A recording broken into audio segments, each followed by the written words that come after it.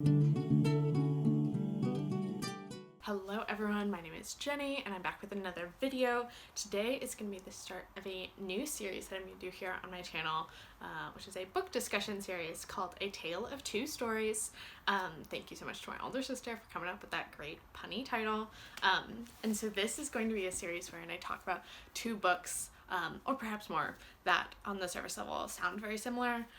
So during this I'll give a synopsis of the book, my reviews of the two books separately, and then a discussion on how the themes, I believe, were discussed in similar and different ways. So the first two books I'm going to start off with are two debut releases, the first of which is Real Life by Brandon Taylor, and the second of which is Days of Distraction by Alexandra Chang. So both of these books are books that are debut novels written by people of color that have a very autobiographical feel to them.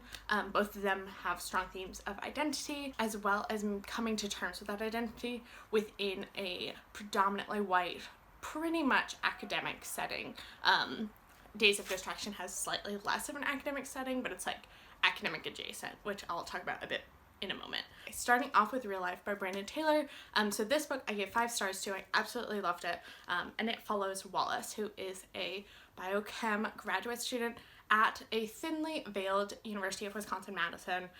If you've spent any time in Madison, Wisconsin, I think it becomes pretty apparent that that's where this is set. Additionally, Taylor has a graduate degree in the biological sciences from UW-Madison. And in this novel, which is told over the course of one weekend at the end of a summer, we follow Wallace as he is struggling with a personal tragedy that has happened in his life, as well as some newly developing relationships that he has with one of his friends in the graduate program. And I really, really enjoyed this one. I think if you've ever spent time in a really rigorous higher education institution, particularly in the sciences, you will feel really connected to Wallace in the struggle to understand the importance of the work that you're doing when it feels so mundane. I loved Wallace's descriptions. He works with nematodes, or C. elegans as they're officially known, which I worked with in a genetics class that I took during my undergrad, and just really loved his descriptions of it. You can tell that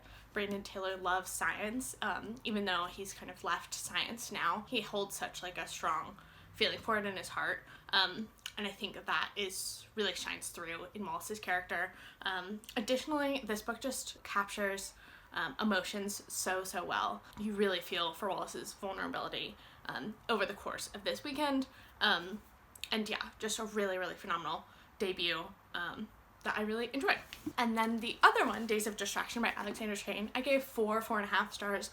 This one I was really highly anticipating, and I think my expectations and thoughts as to what it would be did lower my rating just slightly because it was very different than I was anticipating, but I still really enjoyed it. So this follows the story of our main character, whose actually name is Alexandra, but it's told in a first person, so we very rarely hear her name being spoken, as she works in a entry-level tech journalism job in San Francisco that she doesn't really like. She doesn't feel a call to the work, as she's just kind of relaying information about new technological gadgets that have come out.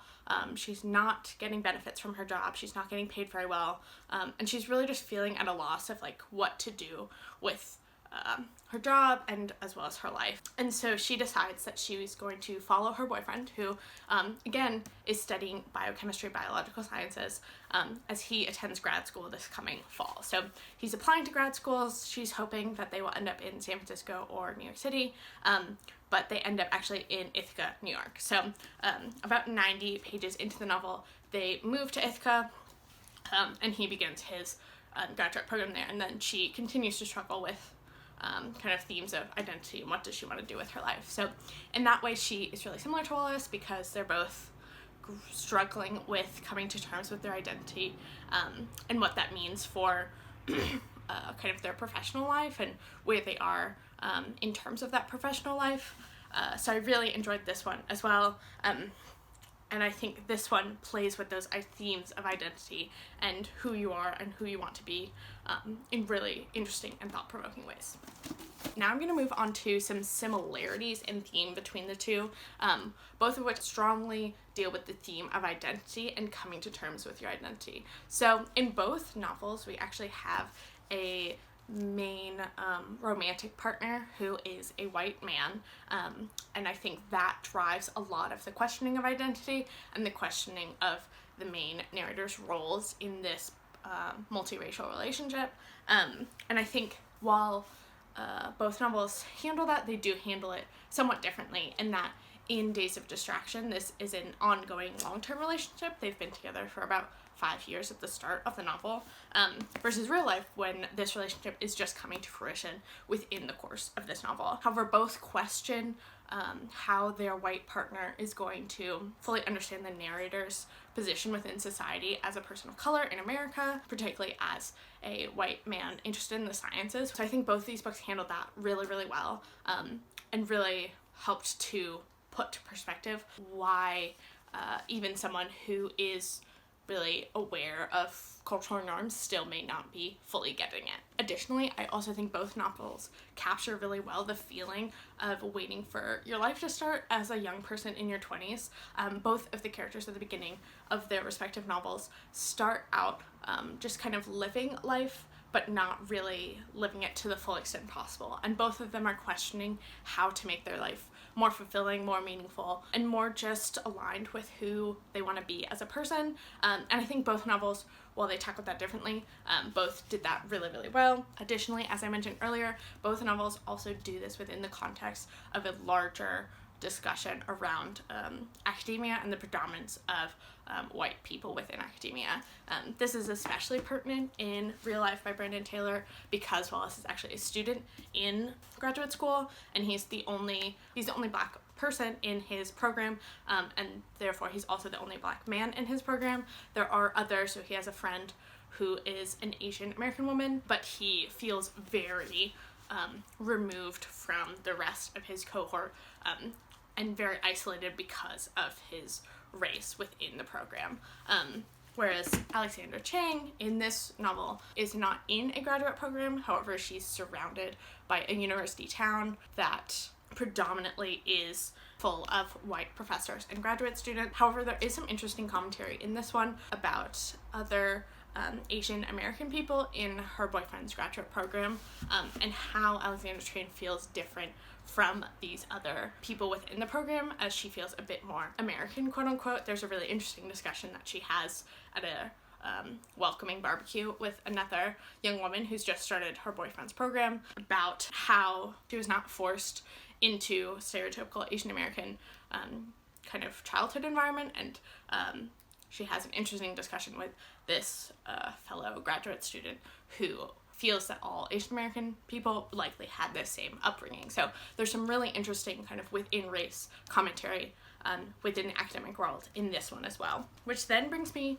to a discussion of one of the main differences of these novels, which is the reckoning of the author's place within their race in America. So for Alexandra Chang, much of the novel is focused on understanding her place both as a Chinese American woman living in a predominantly white place, but also as a Chinese American woman among other Asian American people. So as I said, she has this interaction with another Chinese American student in her boyfriend's program. She also later visits China and feels very foreign and American when she goes there, and she also explores her identity through a lot of history. So when working as a part-time museum archivist in Ithaca, she comes across a woman who immigrated to America in the early 1900s from China, and Alexandra Chang's character becomes really involved with understanding this woman and her place within Ithaca and what brought her to Ithaca, which was a really interesting combination of a larger history of this group of people. Whereas in Real Life, Brandon Taylor does not do as much of that. It's very much about Wallace's own personal experiences as a Black gay man in Madison, Wisconsin. So there's not as much historical reckoning for Wallace as there is for Alexandra in Days of Distraction. So that was another interesting difference. And on a related note, I think there's also an interesting difference in how the two characters then feel about the place they are located in. So for Wallace in real life, much of his struggle comes from a feeling of being trapped in Madison and unable to leave his program, leave the city, potentially leave the entire Midwest region. And over the course of the novel, we see Wallace begin to grapple with the possibility of leaving not only his geographical place, but also his study of science, which I think is really interesting. Whereas on the other side, in Days of Distraction, Alexandra Chang almost feels unmoored to Ithaca. She doesn't feel a connection to the place as much as she wants to. She really wants to feel connected to Ithaca. She wants to be happy where she's living, but she just doesn't, and so she is trying to figure out throughout the novel of different places where she potentially could go, and we see a progression over the course of the novel, particularly towards the end,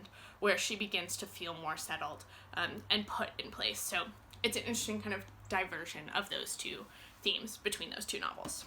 And then the last major difference that I found between the two novels is their writing style. So Brandon Taylor uses a very kind of more typical MFA, very poignant, moving writing style in this. I think there's a lot of very like highly realist moments, like when he's in the lab or when he's describing going to play tennis or something, but there is a lot of kind of more reflective and introspective thoughts in this one. Additionally, it is also this linear timeline. Well, there is one chapter that's basically a flashback as Wallace is telling a character something about his past. Most of the novel progresses linearly and with a kind of straight narrative. And while Days of Distraction also progresses linearly, it's told in these short vignettes. So these are kind of very matter of fact. This is what happened in this particular instance, or they are actually excerpts from archival work done on like Chinese American people kind of throughout the ages. So there's some really interesting little pull quotes from the New York Times, both from like 2012 all the way back to like 1908 that are interspersed throughout this and that tie back to that reconciling with Chinese American history in America element to this novel. So they do have pretty different writing styles, which is another kind of intriguing difference between these two novels. Overall, I really enjoyed both of them. I think they both tackle these themes of identity and coming to terms with who you are and reconciling with how that identity is seen by others and how you see others through that identity, as well as reconciling an idea of place and where am I meant to be in really interesting and innovative ways. So I think both of these are going to be definitely authors to look out for in the future, and I would highly recommend both of them. Okay, everyone, so that was the end of my first Tale of Two Stories discussion. If you have any ideas for a similar synopsis between two books that you would like to see me talk about, or two specific books, please leave them in the comment section down below. Additionally, please subscribe to my channel if you want to see more videos from me. I have a lot coming in the future and I would love to share them with you. And please say hello down in the comments if you're a new subscriber. Thanks to everyone who has already subscribed, and I will talk to you next time.